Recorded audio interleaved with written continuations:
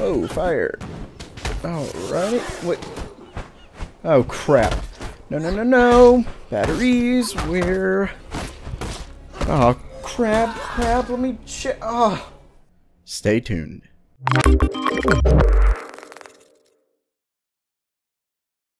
Welcome back to Gamer Meld. Anyone who's gamed with a fairly decent wireless mouse has more than likely experienced something pretty similar to that initial skit. Now, I can hear you typing already. Stop. I know many gamers really don't like wireless mouse, and I fully understand that point. This video isn't about wired versus wireless. More and more gamers seem to be enjoying the freedom wireless brings. For example, I game quite a bit on my couch and use a Logitech G602, which actually has very impressive endurance, but like any wireless, it still eventually dies. And Logitech even has a mouse that they claim truly is as good, actually better, than wired. Whether that's true or not isn't for this video, but even that mouse lasts roughly 24 hours, and that's actually really good for a wireless gaming mouse. And before you ask, no, this is not sponsored by Logitech, but I can certainly say that there isn't another company I like more when it comes to mice. So back to the topic. The obvious question is what can be done? There's always the potential for better battery tech, more efficient processors, switches, etc., but in the end it will eventually die. There's a chance it could get so good that the switches die, or the mouse just wears out first, but we're certainly a long way from that. In comes a pretty ingenious idea by Logitech. Just yesterday, they announced a new line of wireless gaming mice, but it isn't the mice that got me really excited. It's actually the mouse pad. Well, sort of. It's called the Powerplay charging system, and it offers wireless charging not only while the mouse rests on the pad, but also while you're actually gaming. So essentially, as long as you use the mouse pad and keep it plugged in, your mice will never die. Okay, I can hear it. Yes, when the battery can't hold a charge long enough to lift the mouse up off the pad and place it back down, it would officially be dead, but you get the point. A really long time. So how does it work?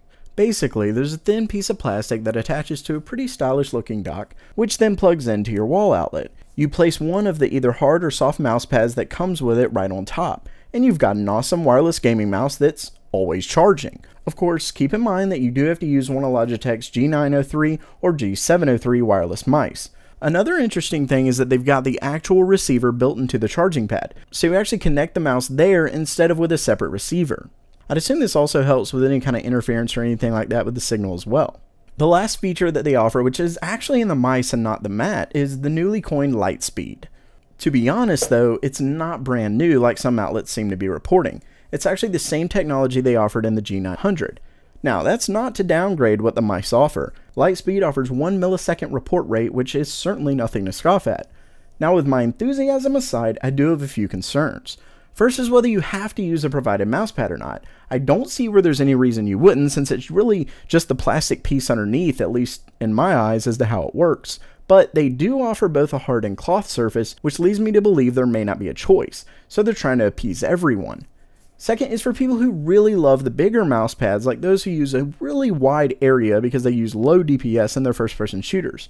It does look pretty wide to accommodate most gamers, but I know there are some who really love a massive mouse pad. Lastly is the price.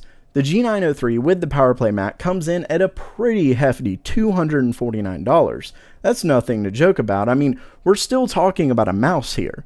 The cheaper yet still feature-rich G703 with the Powerplay mat is still $200. So obviously that's a tough pill to swallow, but I do at least commend them. They said they've been working on this for 4 years, and it's not hard to believe. It seems to be well implemented and certainly a great idea. So what do you think of Logitech's approach to the wireless mouse dilemma? Is it great, but just too expensive, stupid, or are you pumped to get it yourself? Let me know in the comments below. And if you liked the video, definitely don't forget to subscribe. I have a ton more awesome content coming your way. That does it for now. If you liked the video, don't forget to subscribe by clicking on the round icon in the middle. You can check out the most recent video and suggest a video to the left.